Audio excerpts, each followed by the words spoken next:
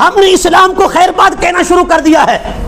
रहन सहन भी अंग्रेजों वाला, बोलचाल भी अंग्रेजों वाली, खाना पीना भी अंग्रेजों वाला है, तारीखें और डेटें भी अंग्रेजों वाली, लिखना पढ़ना भी अंग्रेजों वाला।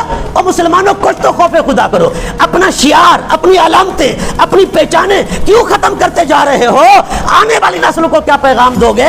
जरा ये भी समझो ना, 14 अगस्त को पाकिस्तान बना, ये तो अंग्रेजी महीना है, पर उस दिन इस्लामी महीना क्या था वो जानो जरा, वो रमजानुल मुबारक था। रमजानुल मुबारक था, 27वीं शब थी कि सारी कायनात में 27वीं रात को कुरान की लोरियां दी जा रही थी। पाकिस्तान जो 27वीं रमजान को बना है, ये इस बात की अलामत है, ये रसूलुल्लाह के कलमे को बुलंद करने के लिए बना है। यहाँ इस्लाम का झंडा लहराएगा।